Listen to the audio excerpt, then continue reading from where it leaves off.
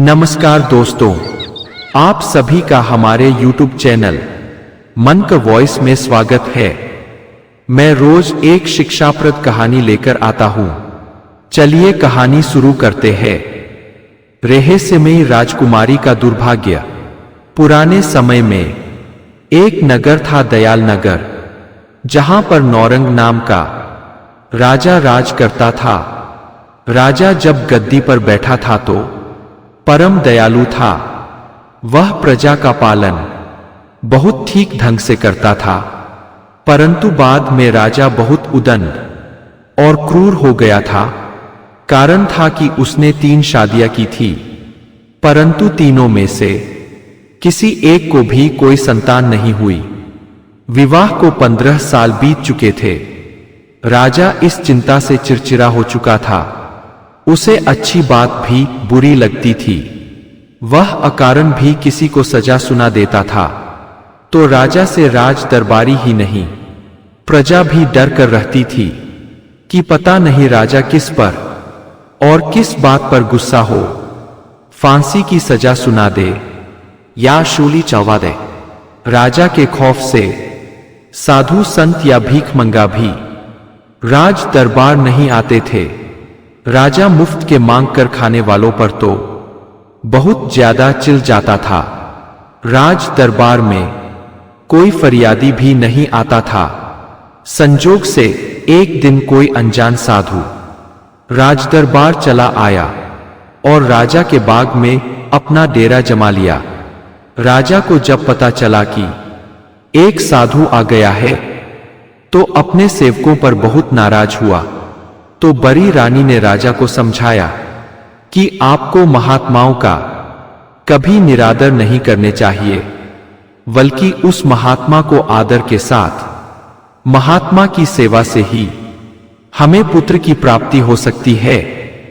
50% पुरुष दुनिया में भले ही हिटलर बनते फिरे, परंतु बीबी के सामने पड़ते ही दुम दबा लेते हैं। तो राजा भी रानी के सामने कुछ बोलने की हिम्मत नहीं कर पाया और रानी की बात मान महात्मा को अपने महल में बुलवा लिया। रानियों ने महात्मा का खूब सत्कार किया। सत्कार करते 1 हफ्ता बीत गया। ऐसे राजा इससे सहमत नहीं था, परंतु उसकी मजबूरी थी। बड़ी रानी एक दिन महात्मा से अपने मन की बात रखी कि महात्मन, हमारा कोई राजकुमार नहीं है। आप कृपा करो तो इस राज्य के लिए वारिस मिल जाए। महात्मा, राजा और तीनों रानियों को बुलाया और सबका भविष्य देखकर बताया कि राजा के भाग्य में संतान सुख लिखा ही नहीं है, अतः आपको कोई संतान नहीं होने वाली। रानी बोली, महात्मन, आप चाहो तो भाग्य को पलट सकते हो। हमने आपसे कृपा करने का निवेदन किया है। महात्मा बोला, हम इसमें आपकी कोई मदद नहीं कर सकते। हम विधि का विधान को आपके लिए नहीं पलट सकते। राजा बोला, ससुरे 1 हफ्ते से बैठकर मुफ्त में मालपुआ खाता रहा, हमारी रानियों से दासियों की तरह सेवा कराता रहा, और अब बोलता है कि कोई मदद नहीं कर सकता। तो साफ क्यों नहीं कहता कि तुम्हें कुछ आता पता नहीं ढोंगी हो। मैं तुम्हें जेल में डलवा कर जब चक्की पिसवाऊंगा तो तुम्हारी हैकड़ी निकल जाएगी। महात्मा को कभी ऐसा पागल राजा से पाला नहीं पड़ा था। सोचा ये सचमुच मुझसे चक्की पिसवा देगा। तो राजा से बोला, राजन, नाराज मत हो, मैं कोई दूसरा उपाय देखता हूं। विधि के विधान में भी पुत्र प्राप्ति के कई रास्ते हैं, उसी में से कोई बताता हूं। महात्मा ने बहुत ध्यान लगाया। उसके बाद बड़ी रानी को एक फल दिया और बोला, जाओ इसे खा लो, तुम्हें अवश्य ही एक सुंदर संतान की प्राप्ति होगी। राजा बोला, अभी तो तुमने सिर्फ एक रानी को आशीर्वाद दिया है, 2 तो अभी बाकी ही है।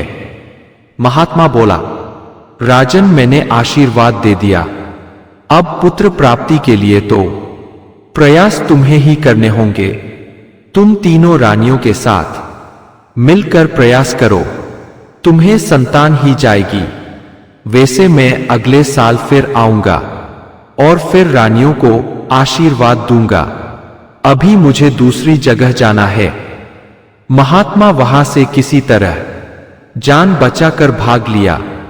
बड़ी रानी को 9 महीने बाद एक खूबसूरत बेटी हुई तो राजा बहुत खुश हुआ, परंतु महात्मा पर बहुत नाराज भी हुआ कि उसे पहले राजकुमार के लिए आशीर्वाद देने चाहिए था। अब की बार यदि आता है तो उसे बंदी बनाकर रखूंगा जब तक कि महल में 4-5 राजकुमार नहीं जन्म ले लेते। साले को जाने ही नहीं दूंगा। उधर महात्मा भाग गया था। उसे अब दयाल नगर आना ही नहीं था। रानी राजकुमारी का लालन पालन करने लगी। धीरे धीरे समय बीता और राजकुमारी बड़ी हो गई। राजा उसके विवाह के लिए चिंतित हुआ। अब आगे की कहानी उस राजकुमार की है जिससे कि राजकुमार का विवाह होना था। एक नगर था बिहारी नगर, जहां पर ब्रजबिहारी नाम का राजा राज करता था। राजा को एक बीमारी थी कि इसके इच्छा के विरुद्ध काम करने वाले को फांसी चढ़ा देता था। राजा के दरबार में एक दिन एक स्त्री अपनी गरीबी के कारण धन याचना को आई थी, तो राजा ने धन देने के बदले यह सलाह दिया कि मैं तुम्हें राजदरबार में काम दे सकता हूं, बदले में तुम्हें वेतन दिया जाएगा। स्त्री काम करने के लिए राजी नहीं हुई, तो राजा ने उसे जल्द दरबार से बाहर चले जाने का आदेश दिया। वह दरबार से बाहर चली गई।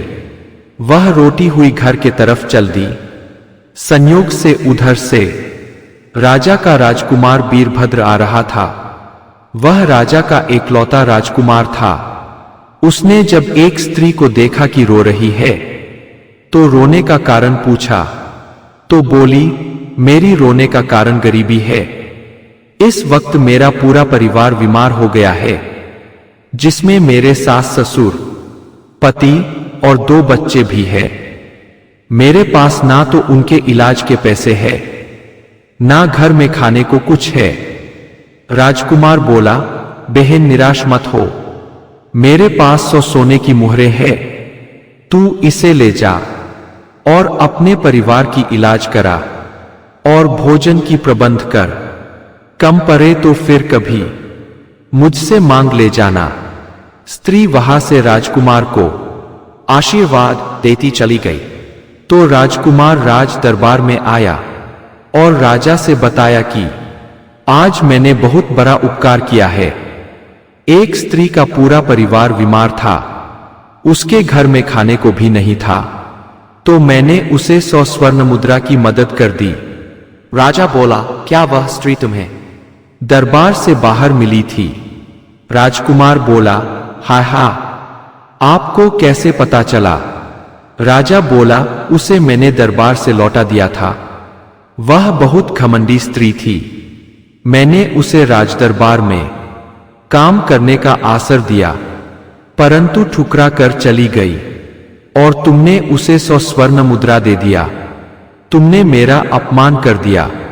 तुम जानते हो राजदरबार का नियम, जिसे मैं मदद नहीं करता उसका कोई मदद नहीं करता, और राजदरबार से निकाले व्यक्ति का मदद करने वाला राजा का द्रोही माना जाता है। तुमने बहुत बड़ा अपराध कर दिया है, इसलिए मैं तुम्हें देश निकाला देता हूं। तुम इसी वक्त राज्य छोड़कर चले जाओ। राजकुमार बोला, परंतु पिताजी मेरी बात तो सुनिए, मैंने एक असहाय का मदद किया है। राजा बोला, मुझे तुम्हारी कोई बात नहीं सुननी, तुम मेरे आदेश का पालन करो। राजकुमार तुरंत वहां से दूसरे नगर के लिए चल पड़ा। उधर रानी को खबर हुई कि राजा ने हमारे इकलौते राजकुमार को देश छोड़ने का आदेश दे दिया है और वह चला भी गया है।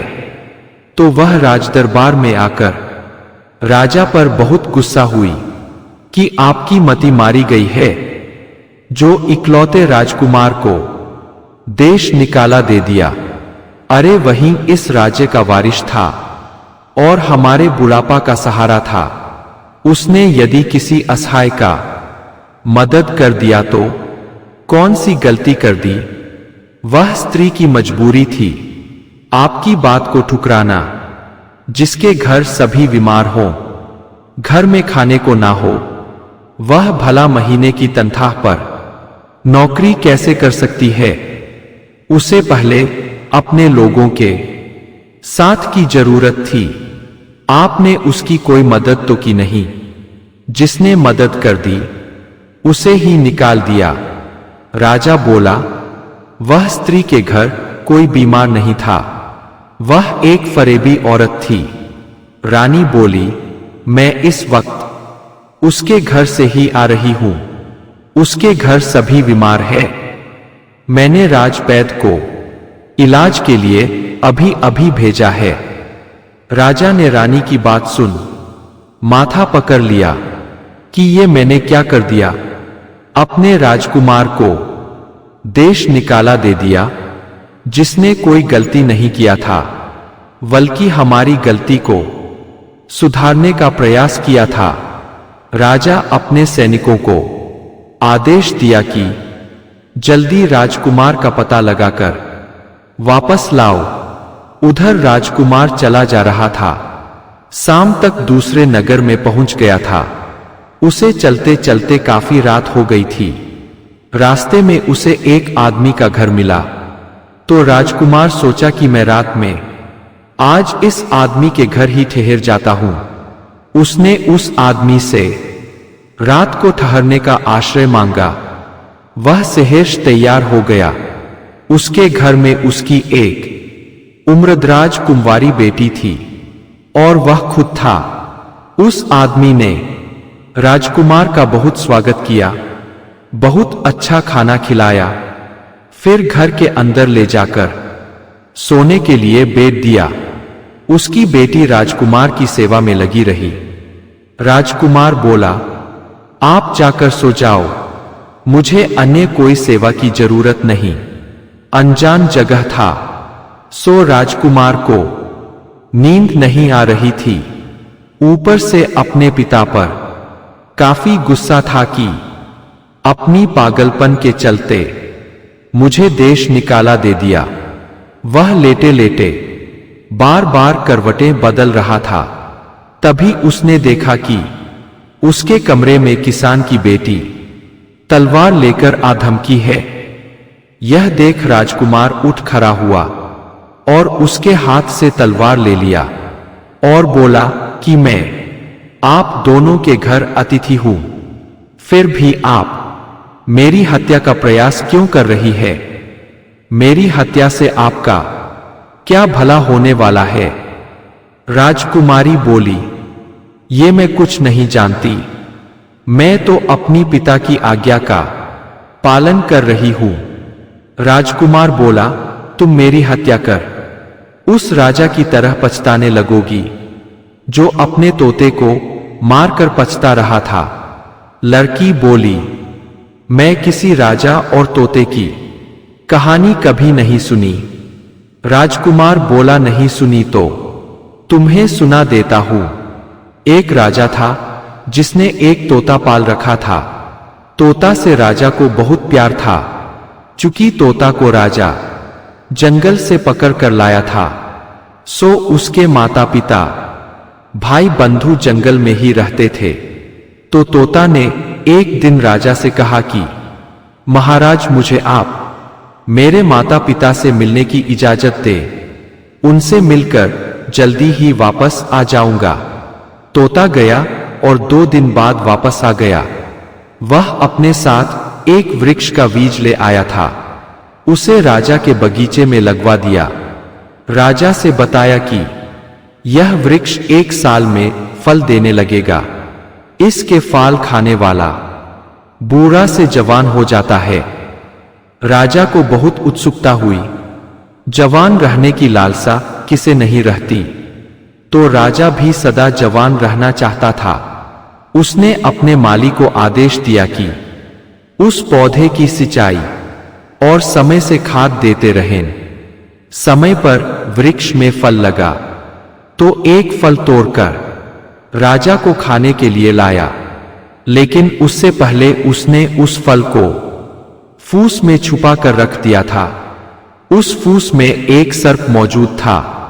उसने फल में दांत करा दिया था, जिसके कारण फल विषयुक्त हो गया था। जब फल को माली राजा के पास ले आया तो खाने से पहले राजवैद्य ने उसका परीक्षण किया। थोड़ा फल काट कर कौए को खिला दिया। फल खाते ही कौआ मर गया। राजा को लगा कि तोता ने हमें मारने के लिए विष का फल लाकर लगा दिया है। यह तोता हमारा बड़ा दुश्मन है, इसे तुरंत मार डालना चाहिए। राजा ने बिना देरी किए, बिना कुछ सोचे समझे तोते का गर्दन पकड़कर मरोड़ दिया। तोता तुरंत मर गया। तभी किसी ने खबर दिया कि महाराज जल्दी बाग में पहरा लगवाइए। तोता का लगाया फल खा खाकर नगर के बूढ़े भी जवान बन जा रहे हैं। राजा यह सुन पश्चाताप करने लगा कि तोता को बिना जाने समझे मार दिया था, जबकि वह तो राजा का भला चाहता था। राजकुमार बोला, तुम मेरी हत्या कर, जिंदगी भर पछताती रह जाओगी। तुम ये लूट का धंधा क्यों कर रही हो? तुम्हें तो विवाह कर अपना घर बसा लेने चाहिए था। तुम्हें देखने से ही लगता है कि तुम्हारी उम्र निकली जा रही है। तुम्हारे पिता को चाहिए कि तुम्हारा विवाह कर दे, ना कि तुमसे अपराध कराए, किसी की हत्या कराए। अपराधी चाहे जैसा हो, एक ना एक दिन पकड़ में आ जाता है। और फिर राजा बड़ी बेरहमी से उसे शूली पर चढ़वा देता है। तो तुम क्यों शूली चढ़ना चाहती हो? शूली का नाम सुन वह लड़की काफी डर गई। वह जल्दी ही टूट गई और राजकुमार से बोली कि मैं यदि तुम्हारी हत्या नहीं करती तो मेरा सौतेला पिता कल मुझे ही मार डालेगा। तुम कोई उपाय बताओ कि तुम्हारी भी जान बच जाए और मेरी भी जान बच जाए। राजकुमार बोला, देखो तुम एक स्त्री हो, परंतु दुर्भाग्य से उम्र में मुझसे बहुत बड़ी हो। मेरी उम्र 20 साल है, जबकि तुम 30 साल की हो। आठ मैं तुमसे चाहकर भी विवाह नहीं कर सकता। हां, तुम मेरी बहन बन सकती हो और मैं तुमसे वादा करता हूं कि किसी भले इंसान से तुम्हारा विवाह करा दूंगा। तुम इसी वक्त मेरे साथ इस घर को छोड़कर भाग चलो। लड़की ने भी भागने में ही भलाई समझी। उसे मुंह बोला ही सही, एक भाई मिल गया था। अब उसकी हत्या तो दूर, उस पर एक खरोच भी नहीं आने देना चाहती थी। दोनों वहां से भागकर चलते चलते एक गांव में पहुंचे। वह राज्य राजा नौरंग का था। राजकुमार ने देखा कि एक किसान अपने नौजवान बेटे को देखकर खूब रोता है, फिर हंसने लगता है, फिर रोता है, फिर हंसने लगता है। राजकुमार किसान की विचित्र हालत देखकर वहीं ठहर गया और पूछा कि काका, ये सब क्या है? अरे, जब रो रहे हो तो खूब रो ही लो, और हंसना है तो खूब हंस लो। आखिर आप ये दोनों काम एक साथ क्यों कर रहे हो? किसान ने बताया कि बेटा, हमारी हालत विचित्र हो गई है।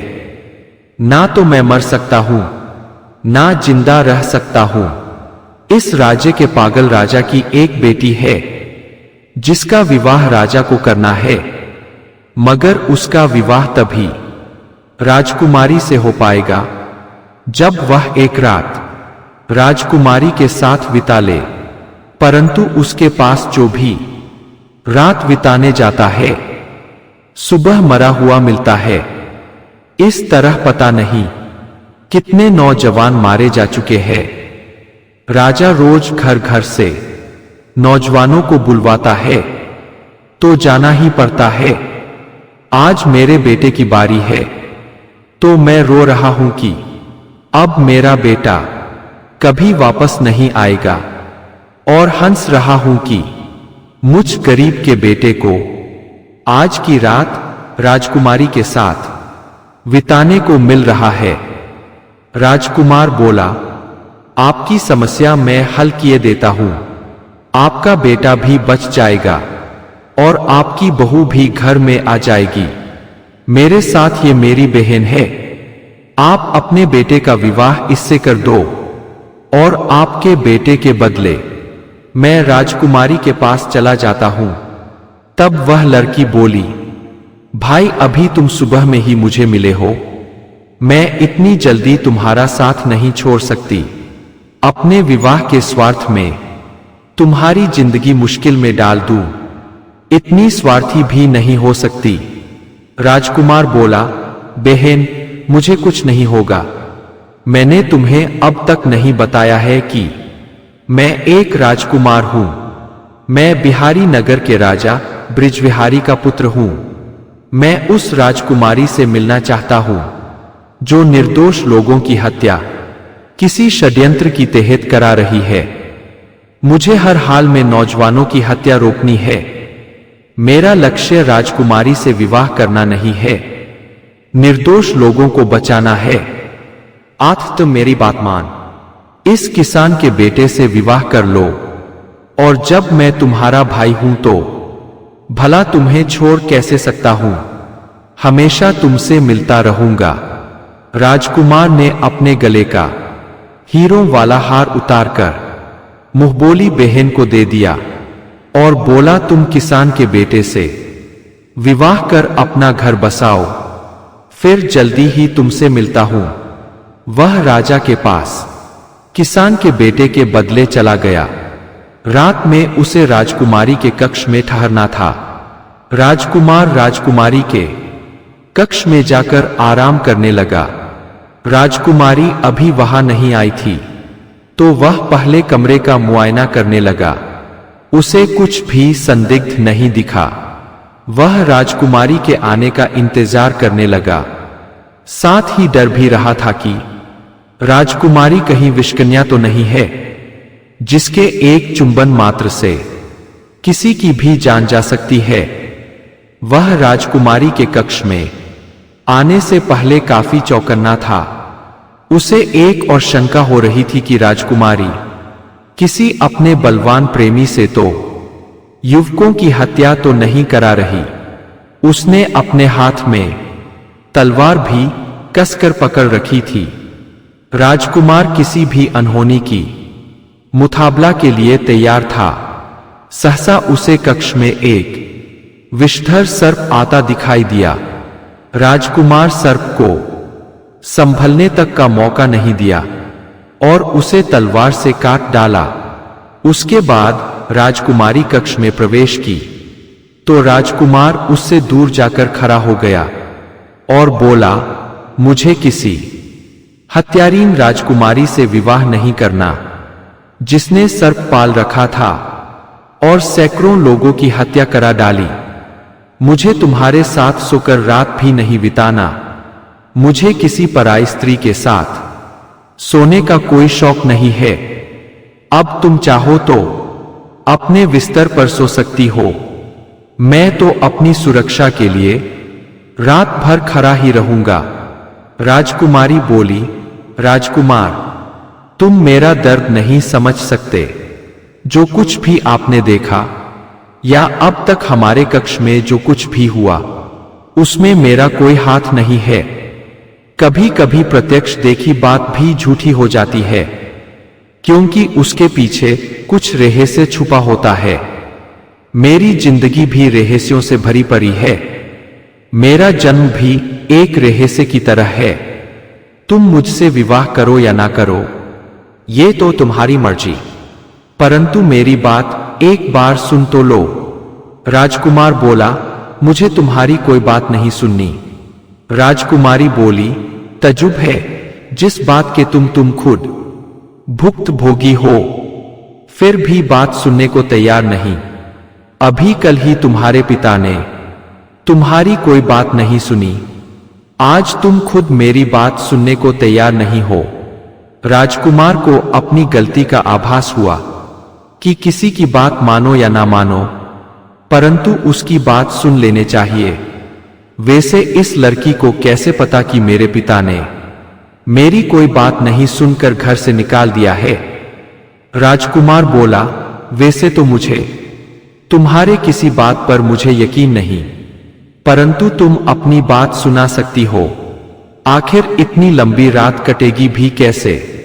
राजकुमारी बोली, मुझे रात भर मिथ्या भाषण नहीं देना, संक्षिप्त में सुनाती हूं। मेरा जन्म एक संत के कृपा से हुआ था, वो भी मेरे पिता ने संत से बलात् आशीर्वाद लिया था।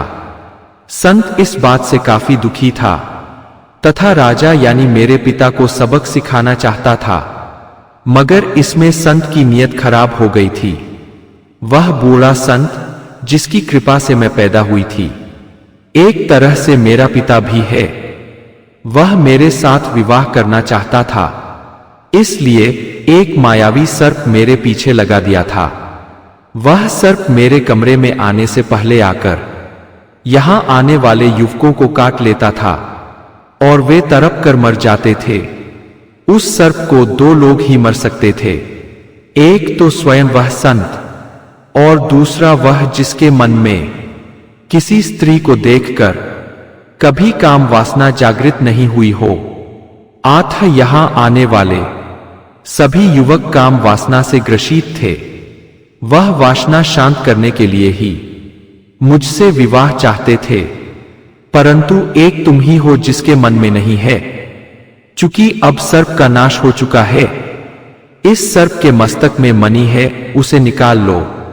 उसके निकलते ही उस दुराचारी पाखंडी संत का प्राणांत हो जाएगा। उसके बाद मैं तुमसे प्रणय निवेदन करती हूं कि मैं एक निर्दोष और पवित्र लड़की हूं, मेरे में कोई विकार नहीं है। मैंने कभी स्वप्न में भी किसी पुरुष का ख्याल नहीं किया है। आपसे आग्रह करती हूं कि मेरी बात सत्या मान मुझे स्वीकार करें। राजकुमार बोला, तुम्हें ये सभी बातें कैसे पता? ये तो मैं जान गया हूं कि तुम सत्या बोल रही हो, परंतु तुम्हें मेरे बारे में कैसे पता है? राजकुमारी बोली, राजकुमार, मैं पहले ही बता दी थी कि मेरा जन्म सिद्धि के बल से हुआ है और उस संत की अंश मेरे में मौजूद है। अतः संत की सिद्धि की शक्ति मुझ में विद्यमान है। मैं अपना भला बुरा सब जान लेती हूं। राजकुमार बोला, अब मुझे तुमसे कोई नाराजगी नहीं, मैं तुमसे विवाह को तैयार हूं, परंतु तुम्हारे साथ अभी बिस्तर पर एक साथ नहीं सो सकता। हां, जब मेरा विवाह हो जाएगा तो तुम्हारा साथ छोड़ भी नहीं सकता। इस तरह सुबह हुआ। राजा को खबर हुई कि रात वाला युवक जिंदा बच गया है और वह युवक एक राजकुमार है। तो राजा ने राजकुमारी की शादी बड़ी धूमधाम से कर दी।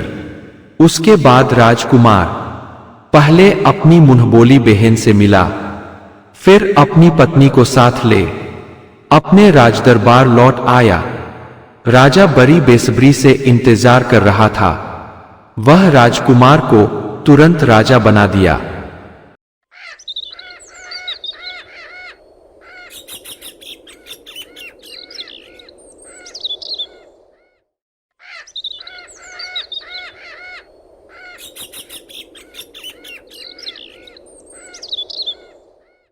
एक नगर में प्रद्युम्न नाम का कामांध राजा राज करता था। वह दिन रात व्यसनों में ही लगा रहता। उसकी एक रानी थी जो बहुत रूपवती थी, परंतु आवश्यकता से भी ज्यादा सीधी थी। उतनी सीधी रानी राजा को पागल लगती थी। वैसे रानी से राजा को एक राजकुमार पैदा हुआ था, परंतु राजा का मन राजकुमार और रानी में नहीं था। वह एक चंचल और चतुर स्त्री से विवाह करना चाहता था। उसे जल्दी ही वह औरत मिल गई। वह राजा के एक बूढ़े मंत्री की बेटी थी। मंत्री भ्रष्टाचार के लिए पहले से ही बदनाम था। अब वह अपनी बेटी के सहारे राजगद्दी तक पहुंचना चाहता था। वह चाहता था कि मेरी बेटी का विवाह राजा से हो और फिर राजा से उसकी औलाद पैदा हो और वहीं बड़ा होकर राजा का उत्तराधिकारी बने। उसने अपनी बेटी को छूट दे रखा था कि किसी तरह से राजा को अपने बस में कर ले। मंत्री की बेटी पहले से ही चालबाज थी। उसने न जाने कितनों को दीवाना कर रखा था। राजा को दीवाना करना उसके लिए कोई बड़ी बात नहीं थी। वह राजा की कमजोर नस पकड़ने की कोशिश करने लगी। उसे जल्दी वह मौका मिल गया। राजा एक बार बीमार पड़ गया। वह सहानुभूति दिखाने के लिए राजा की सेवा में लग गई।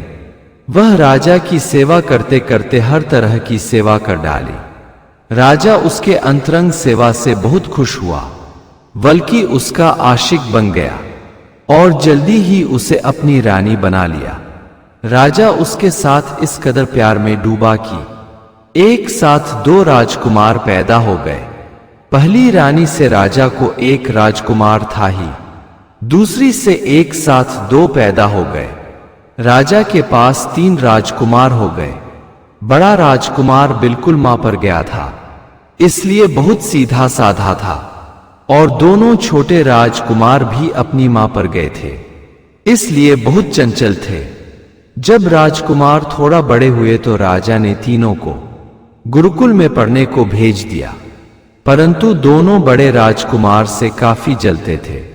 एक दिन तो दोनों ने बड़े राजकुमार को हाथ पैर बांधकर कुएं में फेंक दिया। संयोग से एक सहपाठी ने देख लिया और गुरु से बताया।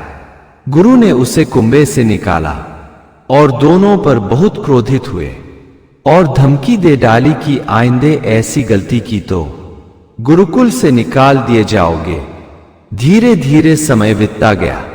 गुरुकुल की पढ़ाई पूरी कर राजकुमार राजभवन लौट आए।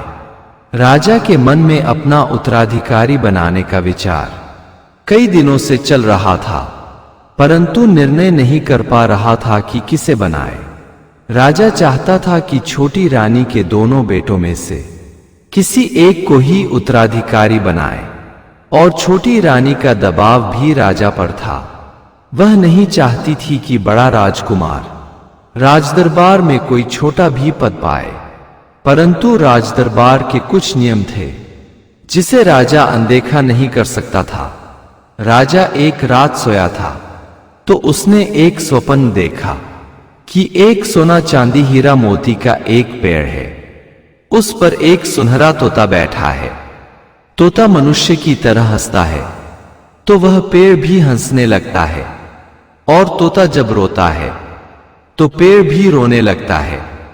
राजा की नींद खुल गई। उसके बाद भी राजा बहुत देर तक उस पेड़ के विषय में विचार करता रहा। राजा के मन में विचार आया कि क्यों ना हम उस पेड़ की खोज में तीनों राजकुमारों को लगा दूं, और जो उस पेड़ को खोज कर ले आएगा हम उसे ही राज्य का उत्तराधिकारी घोषित कर देंगे। राजा ने अपने मंत्रियों से सलाह लिया तो सबने राजा की सराहना की और कहा कि सबसे उत्तम विचार है, आप तुरंत राजकुमारों को अपना आदेश सुना ही दो। राजा ने राजकुमारों को बुलाकर कहा कि हमने एक सुनहरे हीरा मोती सोने चांदी का पेड़ देखा है, उस पर एक तोता बैठा है। हमारी इच्छा है कि जो कोई राजकुमार उस पेड़ को ढूंढ कर मेरे पास लाएगा, हम उस राजकुमार को राज्य की राजगद्दी सौंप देंगे। तीनों राजकुमार उस पेड़ की खोज में निकल पड़े। दोनों छोटे राजकुमार तेज घोड़े पर सवार थे तो बहुत आगे निकल गए। बड़ा राजकुमार माध्यम गति से चलने वाला घोड़े पर सवार था तो वह पीछे रह गया। आगे जा रहे दोनों भाइयों ने विचार किया कि सारी उलझन बड़े को लेकर है। अगर बड़ा हमारे रास्ते में नहीं आता तो ये पेड़ की खोज करने की आवश्यकता ही नहीं पड़ती। उन्हें जोरों की प्यास लगी थी। एक कुएं पर रुककर पानी पीने लगे। तभी पीछे से बड़ा राजकुमार भी आ पहुंचा। दोनों छोटे भाइयों ने इशारे इशारे में ही बात किया कि चलो उठाकर इसे इसी कुएं में फेंक देते हैं। जब बड़ा भाई कुएं से पानी निकाल पीने लगा तो दोनों ने उसे उठाकर कुएं में फेंक दिया और चलते बने। पास में ही एक चरवाहा गाय चारा रहा था। वह सब तमाशा देख रहा था। दोनों के जाते ही कुएं के पास आया और रस्सी ढील राजकुमार को बाहर निकाल लिया। चरवाहा ने राजकुमार से पूछा कि आखिर आपके भाइयों ने आपको कुएं में क्यों धकेल दिया? तब राजकुमार ने बताया कि ये दोनों मेरे संगे भाई नहीं हैं, बल्कि सौतेले भाई हैं और मुझसे मेरा अधिकार छीनना चाहते हैं। मेरे पिता ने एक पेड़ की तलाश करने के लिए भेजा है। जो भी उस पेड़ की तलाश कर राजा के पास ले जाएगा, राजा उसे गद्दी सौंप देंगे। आप जंगल में रहते हो, जंगल के हर पेड़ के विषय में आपको पता होगा। क्या कभी आपने सुनहरे पेड़ जंगल में देखा है जो सोने चांदी का बना हो? तब चरवाहा बोला, राजकुमार, कहीं सोने चांदी का पेड़ नहीं होता। आप रहस्यमय पेड़ की बात करते हो, तो वैसा पेड़ के बारे में कोई महात्मा ही बता पाएंगे।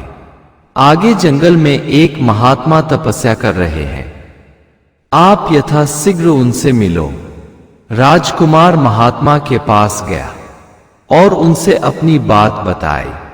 तो महात्मा ने वैसे पेड़ की जानकारी से असमर्थता जाहिर की और बोले कि यहां से 3 कोस दूरी पर मेरे गुरु तपस्यारत हैं, वहीं इस तरह के पेड़ की जानकारी दे सकते हैं। राजकुमार उस गुरु के पास पहुंच गया। उसने भी इस तरह के पेड़ होने से अभिज्ञता जाहिर की। वह बोले कि आप मेरे गुरु के पास जाओ, वहीं सही जानकारी दे पाएंगे। वे यहां से थोड़ी दूरी पर एक गुफा में रहते हैं। राजकुमार बिना देर किए उस गुरु के पास पहुंच गया। उस गुरु ने राजकुमार को बताया कि इस पृथ्वी लोक में तो वैसा कोई पेड़ नहीं है, परंतु एक परियों का अलग लोक है।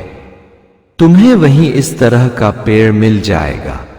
राजकुमार बोला, महात्मन, मैं परिलोक में जाऊंगा कैसे? महात्मा बोले कि तुम मेरी सहायता से परिलोक में जाओगे। मैं एक मणि दे रहा हूं, तुम उसे गुप्त रूप से कहीं छुपा लो और तुम उसके बाद जो भी इच्छा करोगे, हर इच्छा पूरी होती जाएगी। राजकुमार वैसा ही किया। उसने इच्छा की परिलोक की तो परिलोक पहुंच गया। वहां उसे कोई रोकने वाला नहीं था। वहां उसे 5 परियां मिली जो उसके स्वागत में पहले से ही आंखें बिछाए खड़ी थी। उन्हें राजकुमार का वर्षों से इंतजार था। वे राजकुमार से मिलने के लिए काम के मजबूर थी। वैसा एक श्राप के बस हुआ था। उन परियों ने बताया कि आप जिस पेड़ के खोज में चले हो वह कोई पेड़ नहीं बल्कि हम 5 परियां हैं जो सभी मिलकर एक पेड़ का रूप धारण करती हैं। राजकुमार ने कहा कि आप परियों से निवेदन है कि आप मेरे साथ चलकर मेरे पिता के सामने एक बार पेड़ बनकर दिखा देना, उसके बाद आप चली आना। परिया बोली, क्षमा करें राजकुमार, हम पृथ्वी लोक में ऐसा नहीं कर सकती। ऐसा करते ही हम साधारण स्त्रियां बन जाएंगी, फिर 100 साल तक श्राप बस साधारण स्त्री बनकर रहना पड़ेगा। इतना सुन राजकुमार बहुत उदास हो गया। उसे उदास देख एक परी बोली, राजकुमार, एक शर्त पर हम तुम्हारे साथ चलने को राजी हो सकती हैं कि तुम पहले हम 5 से विवाह कर लो, वरना क्या पता कि साधारण स्त्री बन जाने पर तुम मुझे पहचान ही ना सको। राजकुमार बोला, मैं आप सबकी शर्त मानने को तैयार हूं। परियों ने राजकुमार से विवाह कर लिया और उसके साथ पृथ्वी लोक चली आई। राजकुमार मणि लौटाने तीसरे गुरु के पास गया। उसने मणि लौटा दी तो गुरु ने राजकुमार को एक छड़ी दिया और बताया कि तुम अपने साथ परी लेकर जा रहे हो। वैसे तो अब ये तुम्हारी पत्नियां हैं, फिर भी बहुत लोगों का दिल परियों पर आ सकता है। वे तुमसे परियों को छीनने की कोशिश करेंगे, परंतु ये छड़ी परियों की रक्षा करेगी। तुम जो ही छड़ी सामने रख परियों को याद करोगे, परियां तुम्हारे सामने होंगी। राजकुमार दूसरे नंबर के गुरु के पास गया और उनको प्रणाम कर सारी बात बताई। गुरु ने राजकुमार को परियों के साथ विवाह की बधाई दी और एक अक्षयपात्र दिया, जिससे कि कभी खाने की कोई कमी ना हो, एक साथ हजारों का पेट भर सको। दूसरे गुरु ने राजकुमार को बताया कि तुम पहले गुरु के पास ना ही जाओ तो अच्छा है, किसी मुसीबत में फंस सकते हो। राजकुमार बोला, महात्मन ये शिष्टाचार के खिलाफ होगा, चाहे जो भी हो हमें पहले गुरु के पास जाना चाहिए। वह परियों के साथ लिए पहले गुरु के पास गया। पहला गुरु एक नंबर का हरामी और कामी था। परियों के देखते ही उसकी काम वासना जाग उठी। वह राजकुमार से बोला कि आज की रात के लिए परियों को मेरे पास छोड़ दो। राजकुमार बोला, महात्मन ये तो मेरी पत्नियां हैं, मैंने इनसे विवाह कर लिया है। महात्मा बोला, चाहे जो भी हो, आज की रात तुम्हें परियों को मेरे पास छोड़ना ही होगा। राजकुमार परियों को छोड़कर आगे बढ़ा और छड़ी से बोला कि मेरी परियों को मेरे सामने लाओ। परियां महात्मा के सामने से गायब हो गई और राजकुमार के सामने प्रकट हो गई। राजकुमार परियों को लेकर आगे बढ़ा। वह उस कुएं के पास पहुंचा तो वहां पहले से उसके दोनों सौतेले भाई एक सोना चांदी का पेड़ बनवाकर घोड़े के पीठ पर लाद कर खड़े थे।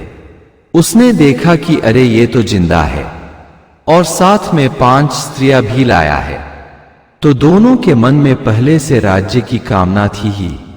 सुंदर परियां देख काम वासना से घायल हो गए। दोनों ने पुनः बड़े राजकुमार को कुएं में फेंक दिया और उसका कटोरा और छड़ी भी कुएं में फेंक दिया और परियों को बलात् अपने साथ लेकर चलते बने। पहले वाला चरवाहा पास ही खड़ा सब देख रहा था। दोनों के चले जाने पर राजकुमार को कुएं से बाहर निकाला। राजकुमार अपना छड़ी और कटोरा लेकर बाहर निकला। उसने छड़ी से मांग की कि मेरी पत्नियों को मेरे सामने लाओ। परियां तुरंत सामने हाजिर हो गई। उधर दोनों राजकुमार स्त्रियों के अचानक गायब हो जाने से बकरी जैसा मुंह बना लिए और अपना थूथू लटकाए राज दरबार को चले गए और राजा के सामने खरीदा गया पेड़ प्रस्तुत किए।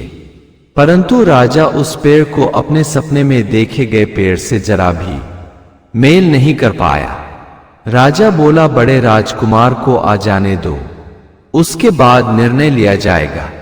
उधर राजकुमार परियों और चरवाहा के साथ भोजन किया और चरवाहे को साथ ले राजदरबार आ गया।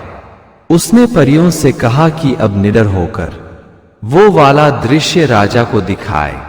4 परियां सोने चांदी हीरे मोती का पेड़ और एक परी टोंटा बनकर पेड़ पर बैठ गई। थोड़ी देर बाद परियां साधारण स्त्री बन गई। परियों ने ही राजा से बताया कि दोनों छोटे राजकुमार किस प्रकार का व्यवहार हमारे पति के साथ किया था। चरवाहा ने भी उनकी बात की हामी भरी। राजा बोला, तुम सबको अब असली राज बताता हूं। वास्तव में ये दोनों छोटे राजकुमार मेरे बेटे नहीं हैं, बल्कि मेरे एक द्वारपाल के बेटे हैं। मुझे तो इनकी मां पर पहले से ही शंका थी कि इन्हें 6 महीने में ही पैदा कर दिया था। मेरी छोटी पत्नी लगातार मुझे धोखा दे रही थी, परंतु द्वारपाल ने मरने से पहले सारी सच्चाई बता दी। छोटी रानी ने भी स्वीकार किया कि वह बदचलन है और दोनों बेटे उस द्वारपाल के हैं। उसने गुप्त रूप से द्वारपाल से विवाह किया था। नहीं जानकारी होने के चलते मैंने भी उससे विवाह कर लिया। वह एक साथ दोहरा मजा लूट रही थी और मेरे आंख में धूल झोंक रही थी। रानी को मैंने बदचलनी के आरोप में जेल में डलवा दिया है और अब ये दोनों उसके बेटे राजकुमार की हत्या करने के प्रयास में फांसी चढ़ेंगे। गंदा खून हमेशा गलत हरकत ही करता है। मेरी भोली रानी और मेरे सीधे राजकुमार ने मेरी गलती के कारण बहुत कष्ट उठाए हैं। कल मैं राजकुमार को गद्दी सौंप दूंगा और अब तो राजकुमार की शादी की भी चिंता नहीं, क्योंकि देवलोक से एक साथ मुझे 5 बहुएं मिल गई है। राजा अपनी पहली रानी के साथ खुशी खुशी रहने लगा। अगर आपको हमारी कहानी अच्छी लगी हो तो हमारे चैनल को सब्सक्राइब करें, लाइक करें और कमेंट बॉक्स में राधे राधे जरूर लिखें। आपसे पुनः मिलते हैं एक नई वीडियो के साथ। तब तक के लिए आपको और आपके पूरे परिवार को राधे राधे।